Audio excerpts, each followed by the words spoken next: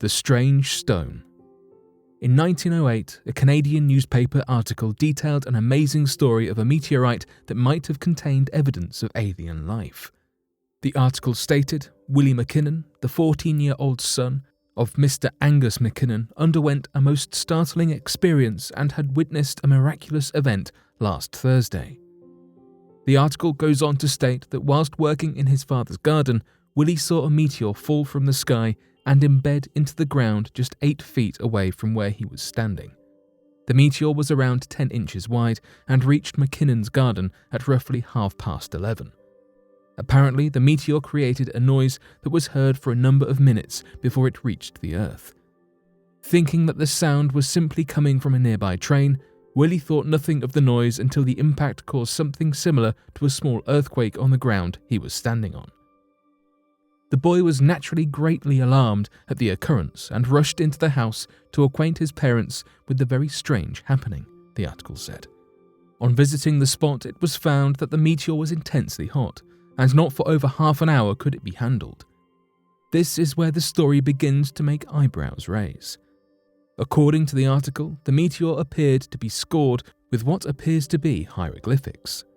It was later reported that the Department of Mines Geological Survey in Ottawa sought to gain more information from Willie and his family in regard to the apparent meteoric impact, and sent Willie a questionnaire requesting answers to various aspects of the crash site. The questionnaire also included an offer to buy the meteorite, if an agreement could be reached. However, it is not known if this ever took place.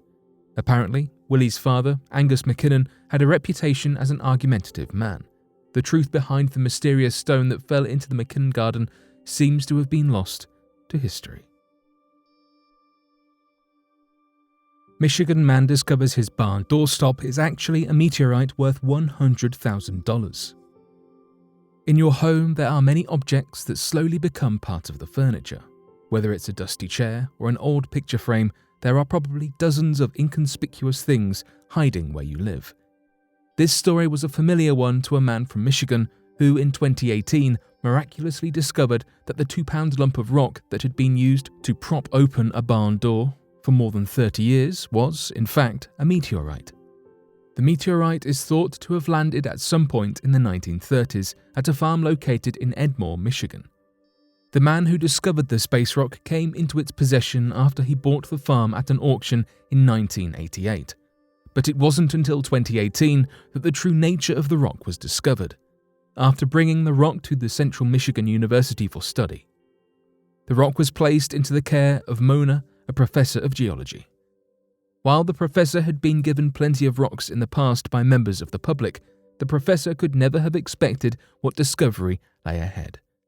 After an inspection, Mona quickly discovered that the meteorite is in fact the 6th largest ever found in the state of Michigan and could be valued at $100,000. She went on to speak about the find from a statement made by Central Michigan University. I could tell right away that this was something special. It's the most valuable specimen I have ever held in my life, monetarily and scientifically. When the man who brought the rock for study originally bought the farm in 1988, he was initially told by the previous owner that they had seen the rock fall from the heavens during the 1930s. According to the ex-owners of the farm, the rock made a hole upon impact, and when they went to find the rock the next morning, it was still warm. After the farm was sold to the current owner, the rock went on to become a doorstop for the next 30 years. But after people in Michigan began to discover meteorites in January 2018, the owner wondered if the claims of meteoric character of his own specimen were true. By using X-ray and fluorescent technology, Mona discovered that the rock is made up of roughly 88% iron and a remaining 12% nickel, which is a metal that is not found in abundance on Earth. After sending a sample of the rock to the Smithsonian Institution in Washington, D.C., experts studied the rock and confirmed Mona's suspicions that it was in fact a meteor. Another sample was also sent off to John Wasson, a professor in the Earth, Planetary and Space Sciences Department at the University of California, Los Angeles. Often described as the guru of iron meteorites, Wasson went on to conduct several inspections and measurements to help identify the meteorite's chemical composition. Meteorites are bits of debris caused by breakage of larger comets and asteroids. They are pulled in by the Earth's orbit, mostly breaking up in the Earth's atmosphere before colliding with the ground. Larger impacts are not too common, but thousands of smaller meteors, like the 30-year-old doorstop, hit the surface every year. These rocks are like time capsules for our solar system as well as the universe as a whole. By studying space debris, scientists get a better understanding of our place in the universe. Mona stated, "Just think, what I was holding is a piece of the early solar system that literally fell into our hands." The genome of a human from an unknown population has been recovered from cave dirt. For decades, tracing populations, both human and animal, has relied on dating remains from bones, with other informants like tools helping to give us clues, set some expectations, and act as evidence supporting the genetic information we receive. Recently, however, we have taken a step forward, identifying the presence of a woman who lived 25,000 years ago without any bones in sight. An analysis of mud from beneath the floor of a cave has revealed traces of a woman who was alive in the last ice age. Alongside this woman, we also detected wolf and bison DNA within the same sample of dirt. We do not have masses of information surrounding this group, though the woman, wolf, and bison represent a huge turning point in the field of archaeology, the ability to identify ancient populations without any bones having been preserved. Not only did we rely on bones to conduct research like this before, but we also needed a great deal of luck to find them. Bones need to survive potential harsh conditions as well as the general decaying over time. A human skeleton can be nothing but mummified skin and tendons within just 50 years, and by 80 the soft collagen in bones decomposes, leaving bones to crack. This rapid decomposition rate can make the discovery of ancient bones from several thousands of years ago much more difficult. Furthermore, environmental conditions can either accelerate or delay this process. Not only do the bones have to survive, but they also need to be in a strong enough condition to preserve the DNA, as this is what gives us the information that can lead to breakthroughs and discoveries. Bones are not the only indicators of human activity in an area, however. Stone tools, for example, stand the test of time far more so than human remains. We have known for years that the cave in Serbia in Georgia was an area with lots of human activity used for thousands of years, and yet from these centuries of use, only a single woman's genome has been sequenced. The researchers led by evolutionary biologist Per Gilbert and archaeologist Ron Punhasi of the University of Vienna in Austria went to the Serbia cave looking for environmental DNA. They took 6 soil samples from which they found genetic material in mitochondrial DNA. This created a fragmented picture with pieces of a puzzle that needed to be painstakingly sequenced. A huge task, but one with rewarding results.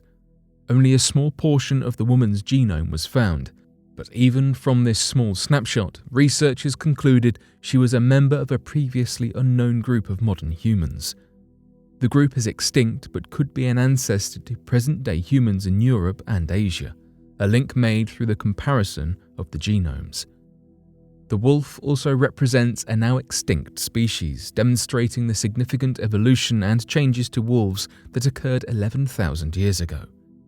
The bison DNA has been tied to the living bison, though linked much more closely to the European and Eurasian bison over that of the North American bison, suggesting some point before the Serbia cave bison was when the lineage divided. The discovery that DNA can be preserved in sediment is a revolutionary discovery, with the ability to transform the way we conduct archaeological research forever. Hubble discovers 67 gravitationally lensed galaxies in the distant universe. The NASA Hubble Space Telescope has again played a hand in a new astronomical discovery, as astronomers have used its data to compile a catalogue of gravitational lenses in a distant universe. The record contains 67 of these images found around these massive galaxies that are elliptical and lenticular shaped. This sample shows how diverse these gravitational lenses can be. Incredibly, If the sample is representative of the whole, there might be close to 1 million gravitational lenses in the sky. The observations are part of a large project called the Cosmos Project, whose main purpose is to survey a 1.6 square field of the sky with both space-based and Earth-based observations of the area. The area also happens to be 9 times the area of the Moon, so it's no easy feat. The lensing created by the massive galaxies is generally more common than the gigantic arc, gravitationally lensed galaxies observed by the Hubble, but they are more difficult to detect over smaller areas. This gravitational lensing happens when light that travels towards us is magnified and distorted once it moves past a massive object between the galaxy and Earth. What makes these gravitational lenses significant is that they allow astronomers to look earlier into the universe than they usually are able to. These gravitational lenses are usually created by large clusters of giant galaxies.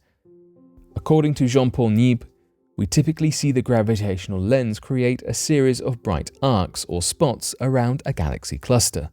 What we are observing here is a similar effect, but on a much smaller scale, happening only around a single but very massive galaxy.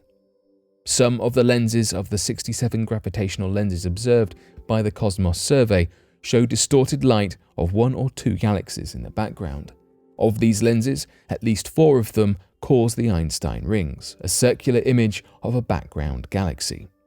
The image is formed when the background galaxy, foreground galaxy, and the Hubble Space Telescope are all perfectly aligned. Astronomers went through a complicated process in order to identify these lenses. According to Cécile Fauré, we then had to look through each individual cosmos image by eye and identify any potential strong gravitational lenses. They then had to check to ensure that the foreground and lensed galaxies were actually different galaxies rather than a single galaxy with a strange shape. What the Cosmos study shows is that there are many gravitational lensing systems in the universe. There may be 500,000 lenses in total.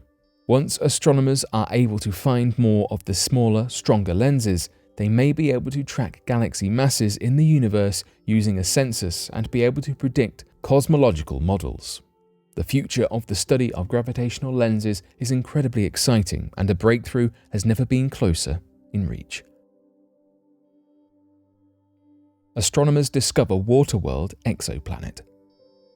One part of space exploration that is particularly fascinating is the search and discovery for planetary bodies. When we are lucky to stumble across those outside of our solar system, we call these exoplanets, and this has been the focus of plenty of recent research. Research published in the Astronomical Journal in mid-August 2022 details a discovery in which researchers believe they might have uncovered a new exoplanet that has been dubbed a water world, thanks to the possibility that the surface is entirely covered in water. It was an international effort that went into the discovery of TOI 1452b, with the team being led by Charles Cadieux, a PhD student at the University of Montreal and member of the Institute for Research on Exoplanets, also known as IREX, and the primary equipment being used to detect the initial signs being the Transiting Exoplanet Survey satellite operated and made by NASA. This water-world exoplanet was found approximately 100 light-years away from Earth. It appears to be orbiting one star out of 2 that form a binary system, which can be traced to the Draco constellation. A binary system is when 2 stars orbit one another, forming one system together. This water-world planet orbits one of those in this system, not too dissimilar from how Earth orbits the Sun. The distance from the stars mean that the surface temperature of the planet could facilitate water, making the possibility of an ocean planet fairly likely. They believe that the surface of the planet could simply be a thick layer of water, comparable to some of Jupiter's and Saturn's moons, such as Enceladus or perhaps more notably Europa. TESS works by detecting fluctuations in the brightness of a star that might indicate an exoplanet is passing in front of it.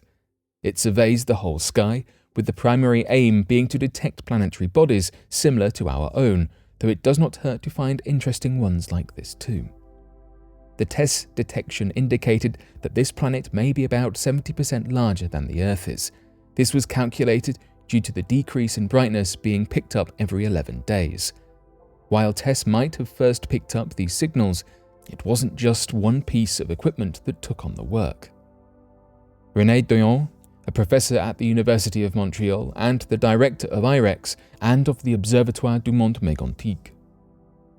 Doyon explained that a new analytic method was applied in the OMM lab using a special instrument that allowed for these further conclusions to be drawn about the exoplanet, with TESS simply alerting us to its presence.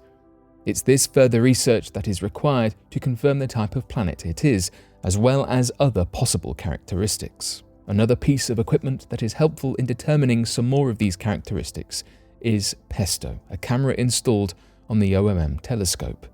PESTO was useful as the resolution is high enough to distinguish between two objects, something beyond the capabilities of TESS.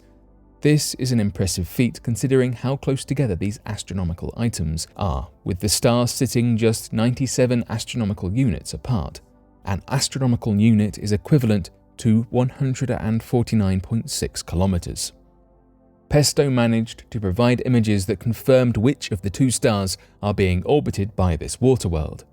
As far as we know, TOI 1452b could in fact be a rocky planet much like Earth, though the characteristics that have been identified, namely the mass, the radius, and the density, indicate something much less like our own planet. We know that the surface of Earth is predominantly water, clocking in at 70%. With regard to the mass of the planet, water plays a very small role, accounting for less than 1% of the Earth's mass. That is what could make a difference between Earth and this potential water world that has been discovered.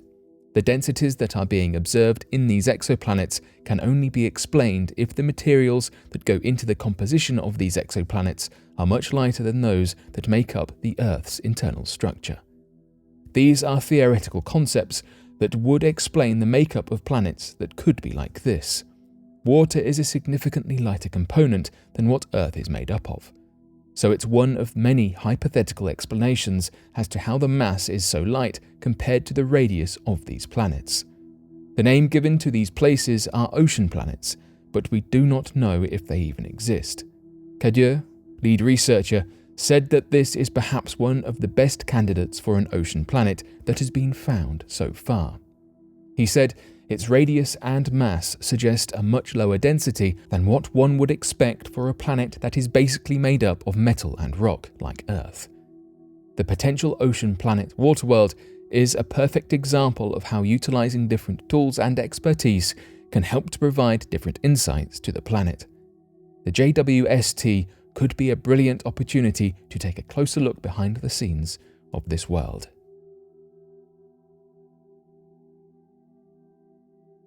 But what do you make of these recent discoveries? Be sure to let us know your thoughts in the comment section below and help us grow this community while working to solve these unexplained mysteries. Thank you for watching, and don't forget to subscribe for more videos.